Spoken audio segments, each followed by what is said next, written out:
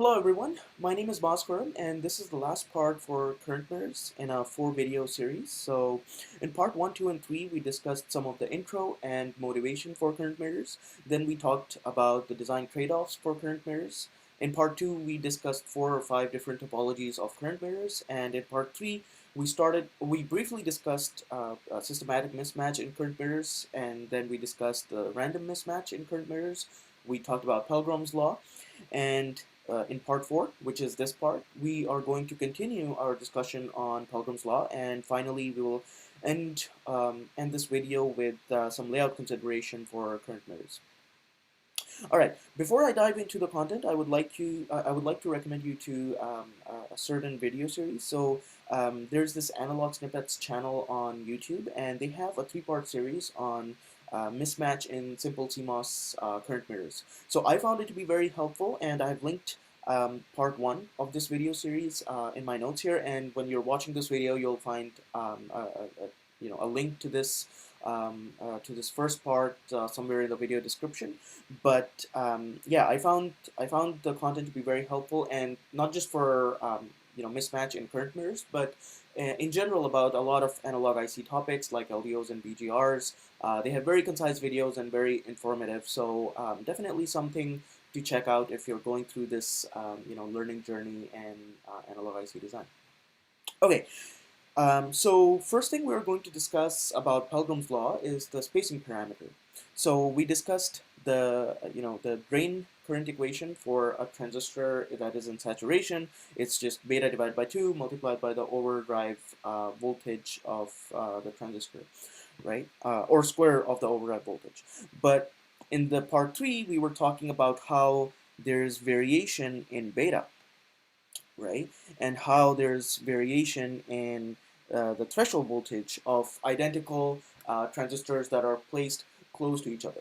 So in part 3, we were talking about Pelgrim's law, and all of our discussion assumed that the transistors are identical and placed adjacent to each other or very close to each other.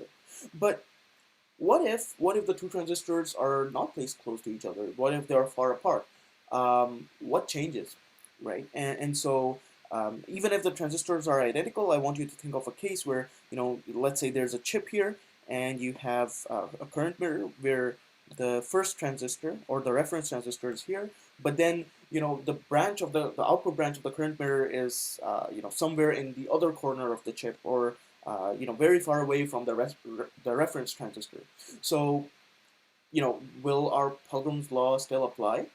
Yes, but we have to make some changes. We have to add some terms to accommodate for the fact that now the transistors are identical but placed very far off. So this is done by adding a spacing parameter. So this is here and here.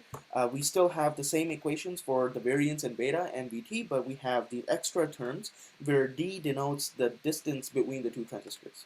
So as you can see from these equations, the variance in beta and the variance in the threshold voltage would increase as the distance increases between the two identical transistors.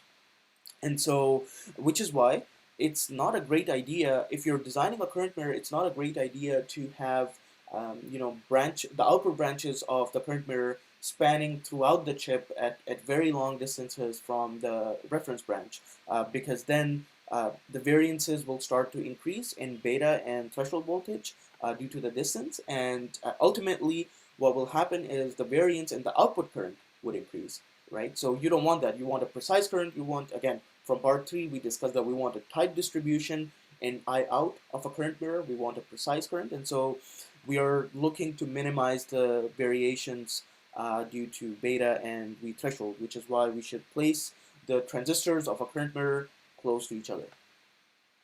And okay, so let's talk about relative variance of I out in a current mirror. Now that sounds like a mouthful, but what I meant to say is, we have talked about the variation in beta and variation in threshold voltage, and how we can increase the gate area to reduce these to reduce the variations and for these two parameters. We just discussed that we should also place these transistors closer to reduce the variations, and that's all great. But ultimately, like if I'm designing a current mirror, I care about the variation in the current, right? So sigma squared I out. That's what I care about. So I'm looking for a relation, or I'm looking for an equation that can relate sigma square I out, which is a variation in output current, to these two variations, which is a variation due to beta and variation due to threshold. So I'm looking for an expression like that. Okay, and a bit of a side note here that like I mentioned this term relative variance. So what's relative variance? It's basically if this is the variance of I out, then if we divide the output current variance by the output current itself, so that would be relative variance of I out. All right, and so like let's try to come up with an expression that relates the relative variance of I out to this beta variance and the threshold variance that we talked about earlier. So let's say we have this, very simplistic current mirror, M1, M2, input current, output current, right? And we have the equation. Now, to come up with this relation, or this equation between the output current and the variation in beta and threshold voltages, we have to use a thing called propagation of variance rule. So what this rule is basically if you have a random variable p, and it's a function of a couple of other random variables, let's say x1, x2, x3, all the way to xn, then the variance of p will be equal to, um, you have to take the partial derivative of p with respect to, let's say, x1, right? And then you square this partial derivative and you multiply it by the variance of x1. And then you do the same for x2. You take the partial derivative of p with respect to x2, square it, and then multiply it with the variance of x2.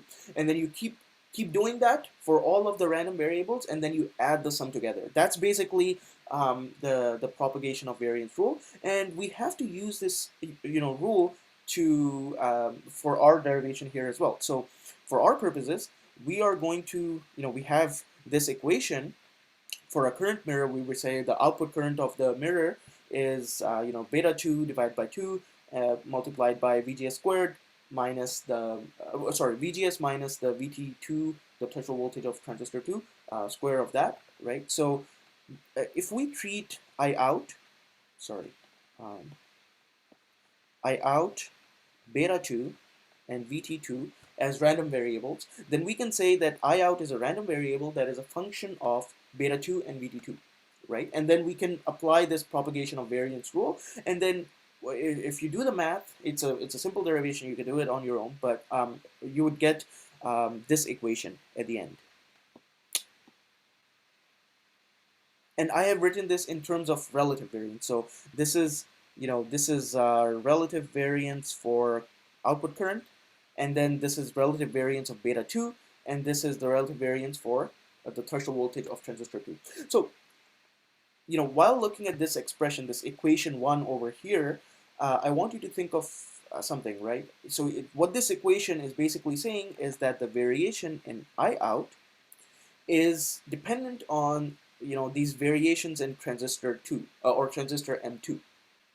We haven't talked about transistor M1, right? From this equation 1, it seems like as long as you can make a transistor 2 M2 have less variance in VT and beta 2, then your output current will have less variance. But let's analyze this a little bit more.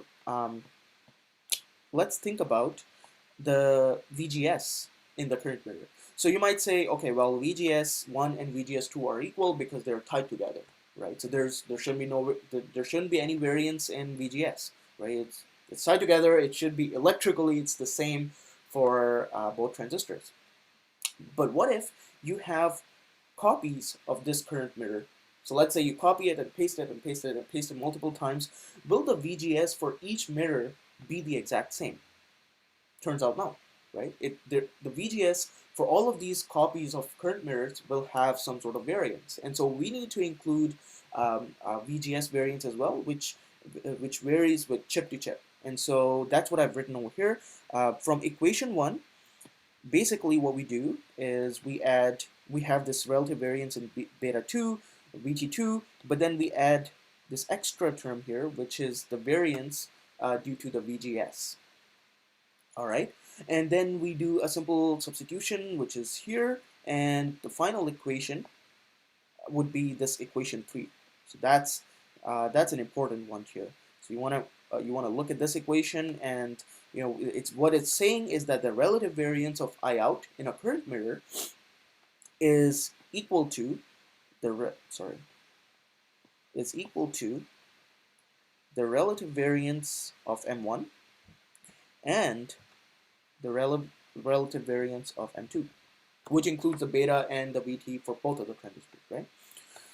So that's something. So that's an important result. It's what equation 3 is telling you now is that once you take the variance of VGS into effect, now the output, the variance, the relative variance of I out depends on the variance of M2 and the variance of M1.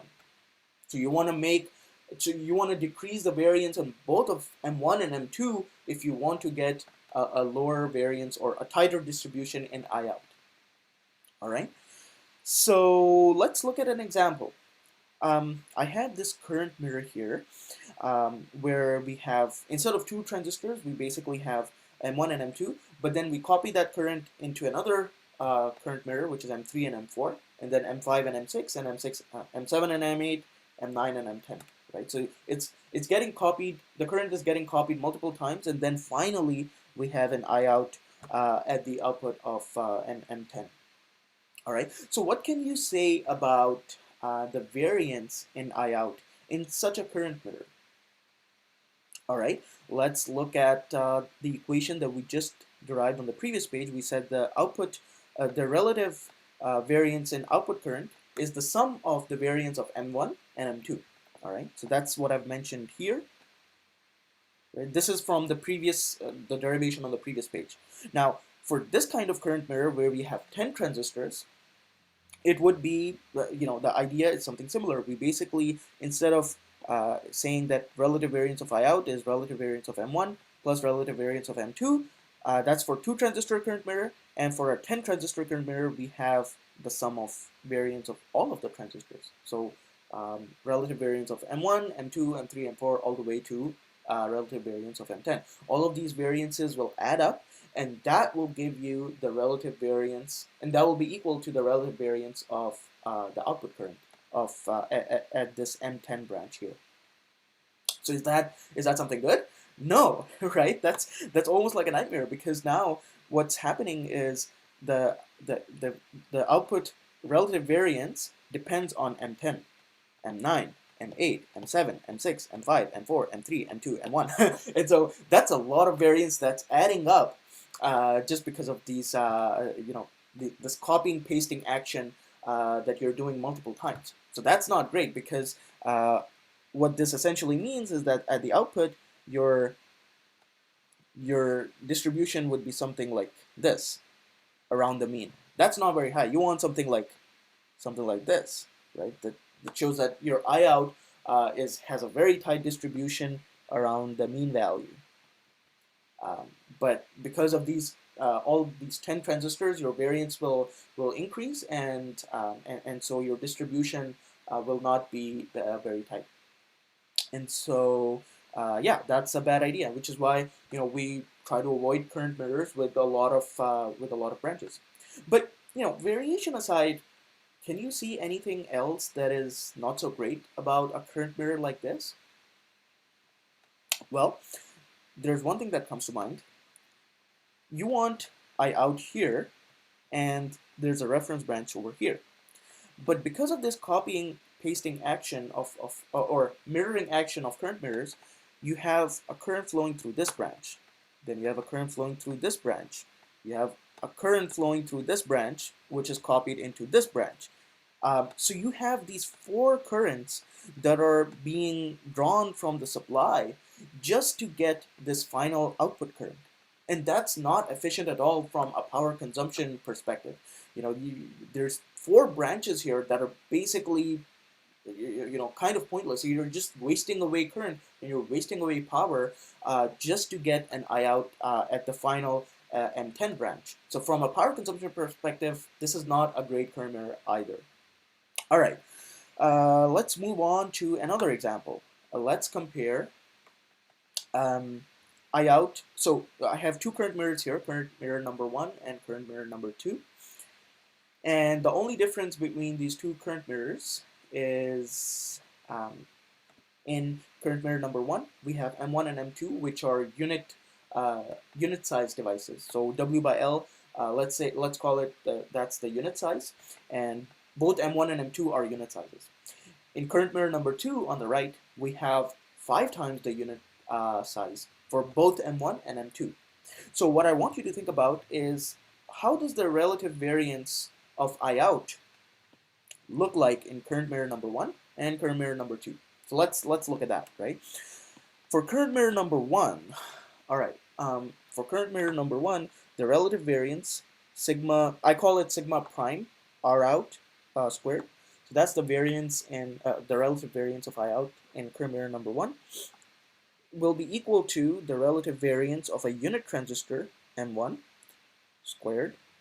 So that's the variance for M1. And this is the variance, relative variance for a unit transistor M2. All right. So that's the sum. And you know, assuming that these two variances are equal for M1 and M2, we can, you know, generally we can write that the I out relative variance for current mirror number 1 is equals to 2 times the relative variance of a unit-sized transistor. All right. Now let's look at current mirror number 2. So I call it sigma double prime R out squared. So let's look at this. Now it's 5 times the unit size for both M1 and M2. I want you to think about an important equation, an important result from part 3. And let's go to part 3. We talked about, remember how we talked about 5 transistors in parallel, which are smaller size, and this is equivalent to 5 times W by L of a big transistor. But the result that I said was important is that for this bigger transistor, the variance in the threshold voltage would be average of the variance of a single transistor. So in other words, for this transistor here, the variance is less than the variance of one of these individual transistors. All right, and it's n times less, and n being the number of transistors, in this case 5. All right, so let's go back and apply this concept to part 4. Here, if we had a relative variance of a unit-sized transistor M1 before, now because the transistor M1 is now 5 times the unit size, this variance should be divided by 5. Right, so that's great. We're winning in terms of like reducing the variance. And let's look at transistor 2. Same thing. The relative variance of unit size transistor M2 is this, and in current mirror number 2, because it's 5 times the unit size, then we have to divide it by 5. And again, we can write this in general as 2 over 5 times the the relative variance of a unit size transistor. All right. So now let's compare this result to current mirror number 1. So in current mirror number 1, the relative variance was 2 times the unit size, the variance of the unit size. So we can write that sigma double prime is equals to 1 over 5 times 2 RU prime, which is the same as this. So we can, in other words, write it's 5 times less than the output variance of current mirror number 1. That's single prime. So that's great, right? Because we beefed up both M1 and M2 in current mirror number 2. We made them 5 times the 5 times the unit size, and this basically increased the gate area for both the transistors. And according to Pelgrom's law, we reduced the variance, right? And so that's basically reducing the I out variance in current mirror number 2 than current mirror number 1. So this one is better than this one. All right, and just like in terms of a graph, you would have, if this is the variance of I out, if for current mirror number 1, you would have a tighter distribution, which is shown in blue for current mirror number 2, which is great. It's something that we want, right? And so yeah, it's in our interest to increase the gate area. But more importantly, I wanted to show you how the output current variance is being increased or lowered based on the relative variance or the relative variance of each one of those transistors, which in turn depends on the variance of VT and beta. So we're looking at that variance of like each transistor and how it adds up to the relative variance at the output current of a current mirror, which is what matters to us as a designer who is designing a current mirror. Okay, so that's pretty much the end of the talks for the random mismatch for current mirrors, and now we will talk about some of the layout considerations for current mirrors. So first things first, we talked about systematic mismatch even in part 3, even before we discussed the random mismatch. And so one of the things we discussed in systematic mismatch was that we want the not just the W by L of the two transistors to be the same, but also we want the W1 to be equal to W2 and L1 to be equal to L2. Otherwise, it will introduce some sort of systematic mismatch. And so in that in that spirit, we're trying to keep the W's of the transistors the same and the L of the transistor the same. And the way to do that would be to use unit size transistors. So if you want a ratio of 1 to 2, then you just have 2 unit transistors at the output branch. And if you want, let's say, a ratio of 1 to 4, then instead of making one big transistor with 4 times the length, which is what I've shown here, right? In this schematic on the top, I have drawn the transistor size in relation to like what their geometry is. So if the transistor is bigger, I've drawn it bigger in the schematic. That's all I was trying to say. And yeah, instead of doing this 4 times, if you want like 4 times the size, then instead of like making the width 4 times, what you do is something that is shown here in the lower schematic. You would basically have 4 unit size transistors in parallel. Right? And that's just to keep the widths and the lengths the same. And in layout, it would look something like this. Instead of having one transistor that is 4 times the width, you'll have 4 transistors which are unit width. All right? And this will give you, this will still be like equivalent to, and it will still give you the same current mirror ratio. All right. The second thing, again, we prefer keeping L the same for both of the transistors to suppress the any mismatch in the channel length modulation effect. So that's kind of obvious. Number 3 is keeping the transistor orientation the same. So let's say if this was the current mirror, right? So this 2 transistor current mirror, and let's say this is the reference branch, and this is M1 and M2. So in layout, we shouldn't do this.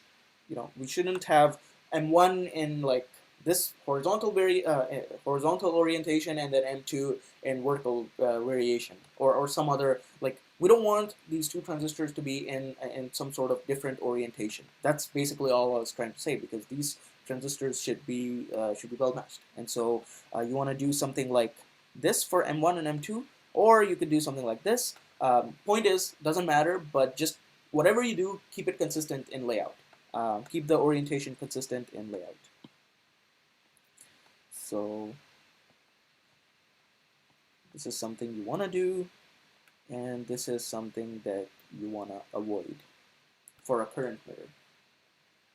And by the way, this is like what we're talking, a lot of these layout considerations are similar for a lot of other circuits that need to be well matched. So think of like diff pairs and stuff. We will be discussing pretty much the same layout techniques or layout preferences to keep the transistors well matched.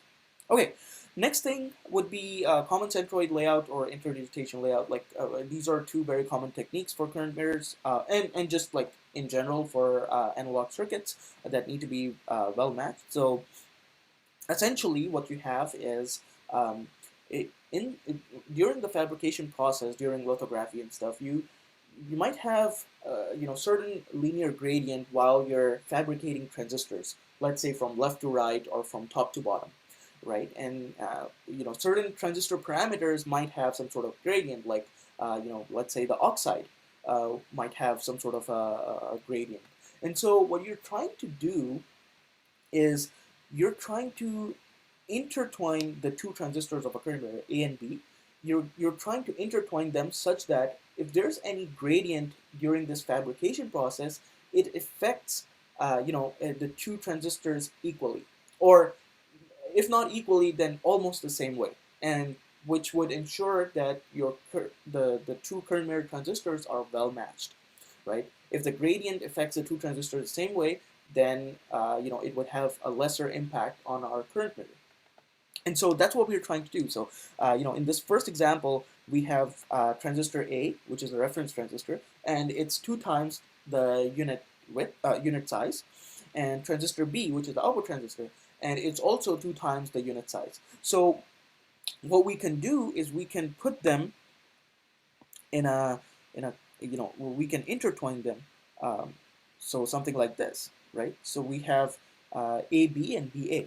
So that's like an example of a common centroid layout. And so we can extend this concept to other current mirror ratios as well. So in the second example, transistor A is 2 times the unit width, and B is 4 times the unit width. And so we could do something like this, where we have AB, AB, AB, AB. So that's another example. Again, the idea is to just intertwine these A and B unit transistors so that any gradients during the fabrication process affect both of the transistors in the same way, and hopefully cancel out, right? That's our hope. And again, like if you have 1:8 ratio, let's say, you could do something like this. You have A transistor in the middle and B transistors all around it. And then, yeah, this is another example where you have 2:4:8 ratio for current mirrors, and you could keep the A transistors in the middle, and then B on the side, and then C's like that. So one thing I would like to say is whenever you're doing a layout of a current mirror, one good thing, if you're able to do, would be to keep the reference transistors in the middle. So something like this, or something like this, because then it's easier to distribute to other branches of the current mirror. So that's one thing. Just might make our routing a bit easier. The second thing would be, the second consideration would be that the common centroid layout is not possible for all kinds of different ratios. So for example, if you have a current mirror ratio of 2:3, right, then a common centroid solution is not possible in layout for this kind of a ratio. So you want to think about the magnitude of current, and you want to think about the sizes of the transistors, and you want to think about the whole design of current mirror in a way where at the end you can have a good layout solution if you want good matching. So you want to choose the ratios in a way that works out. So that's another consideration. And by the way, interdigitation and common centroid are both techniques that are used. If you want to get like the best possible results for matching in current mirrors, then it's a better idea to go for common centroid. But if it's like you want to save area, but one of the downsides for common centroid is that the routing becomes more complex and the area is larger, and so you like if you can maybe compromise a little bit on the matching, then you could also one step down, I guess, would be the interdigitation method of doing the layout. So both are used, and it just depends on like how critical it is for both of the transistors in a current mirror to be matched. If you want the best possible results, go with common centroid, but then there's a price to pay in terms of the routing complexity and stuff. Okay, so let's move on to some other considerations for layout. So let's say you have uh, this same current mirror, two times the unit size for transistors A and B, and this was the layout, right? And let's go to this example here. So I have the same like ABBA layout for this current mirror, but let's imagine that you know when we look around, we basically, let's say for an example's sake, we have some resistor over here, which is like a snake-like geometry. And let's say we have an inductor over here, an octagonal inductor on the right side of the current mirror. Now, how does that affect the current mirror itself? Well, let's do a little experiment. Let's imagine that you were standing on top of, let's say, you were standing on top of this, you know, A unit transistor. Okay, so let's look at your surroundings if you're standing there. In up you don't see anything. On the left you see this metal geometry that is a resistor. On the right you see transistor B. At the bottom you see transistor B. Okay, now let's look at this A transistor over here. Right? At the top, you see transistor B, which is mirrored because on the other one you saw the B transistor at the bottom, and now at the bottom you see nothing, which is this, sort of a mirrored effect of what we were seeing in the other transistor. You were seeing nothing over here. Um, on the left, you see transistor A again, same thing, but on the right, sorry, I might have screwed up drawing arrows. So on the left, you see transistor B, and on the right, you don't see a snake-like geometry for a resistor. Instead, you see this some other metal geometry for an inductor. Now, due to the basically everything in layout would have some sort of parasitic capacitances, right? Every pieces of metal or conductor would have parasitic capacitances, and there's just other things as well. Point is that you want to keep the surroundings of the transistors to be the same if you want a better matching. And so one simplistic idea would be to basically increase the distance between this current mirror layout and all of the other stuff, like the resistor and the inductor, right? Just increase the distance so that there's more isolation, and you're not seeing any kind of mismatch because these transistors are in a different surrounding. But can you do better? Turns out yes. You can add dummy transistors. So as the name suggests, dummy transistors are not doing any electrical function. They're just providing. You can add like 2 dummy transistors over here. So they're not doing an electrical function, but what they're doing layout-wise is that you are creating a known metal geometry, or you're creating a known geometry on all sides of the current mirror, so that the current mirror transistors see the dummy transistor. So again, continuing our example over here, the A transistor would see a dummy here, and the A transistor over here also sees a dummy. Same goes for the B transistors, right? So now you have created a situation, you've created a scenario where these current mirror transistors are seeing dummy on both sides. And so they are, for all intents and purposes, in the same surroundings, right? And so that reduces the mismatch in the current mirror. So you want to do that. If you can add dummy transistors, go for it.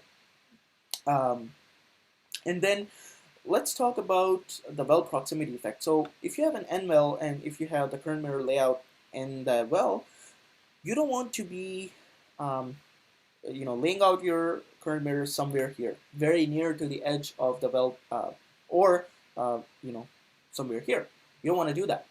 You want to keep it away from the well edges. Reason is that it affects, if the transistor is very close to the well, then we will see an effect on the threshold voltage of the transistor. And you don't want let's say this transistor to have a different effect on threshold, and a threshold voltage something that's different from the other one, just because it's further away from the well, right? That will create a mismatch as well. So we want to avoid that, and we want to keep our current mirror layout away from the well edges. Again, same concept applies. If you want more isolation, you can add dummy between the well edges and the current mirror.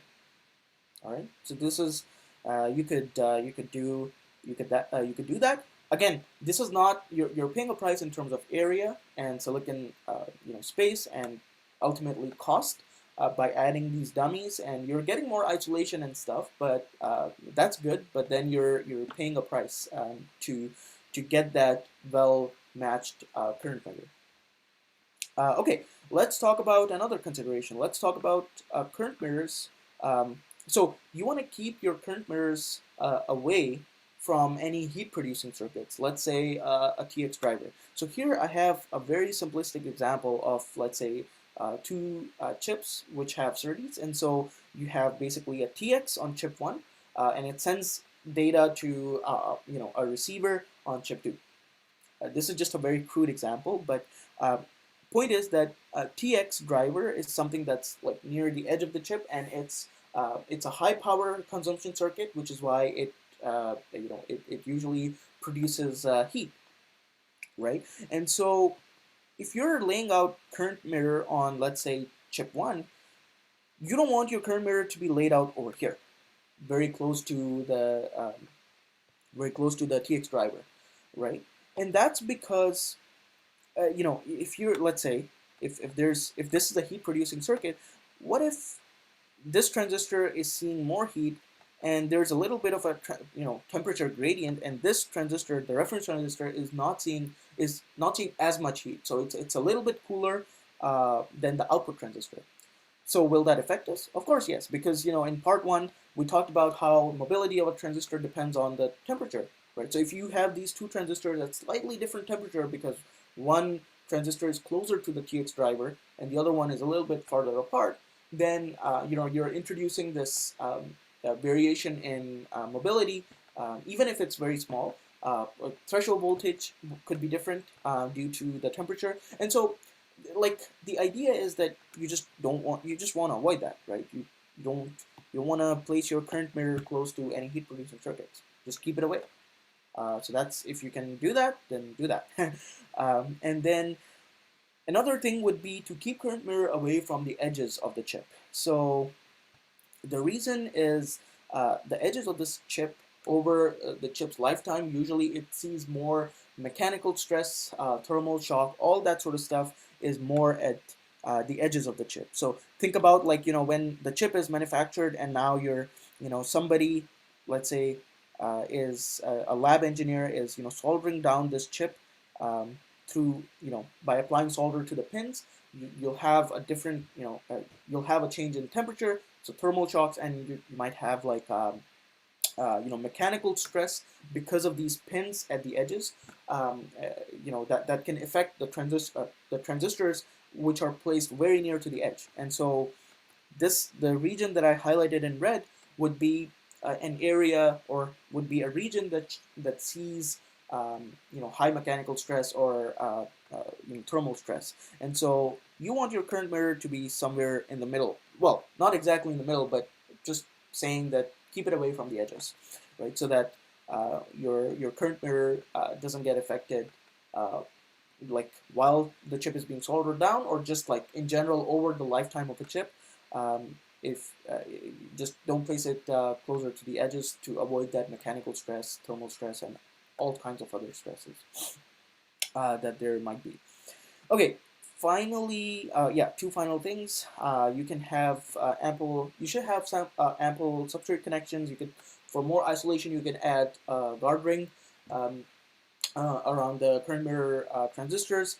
And then finally, one other thing that would be nice to have is not having high noise or high switching digital signals on top of these current mirror transistors. And the reason is that there's always some sort of parasitic capacitance between the routes on top and the transistor at the bottom.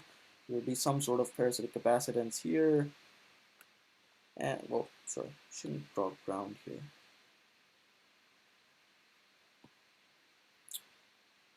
Right, just like any metal or any conductors would have uh, some parasitic capacitance, even though it's very little, it would be something non-zero, right? So to avoid that, either you want to, if there's any high noise or high frequency um, signals, you want to keep them at higher layers away from the current mirror transistor, which is over here.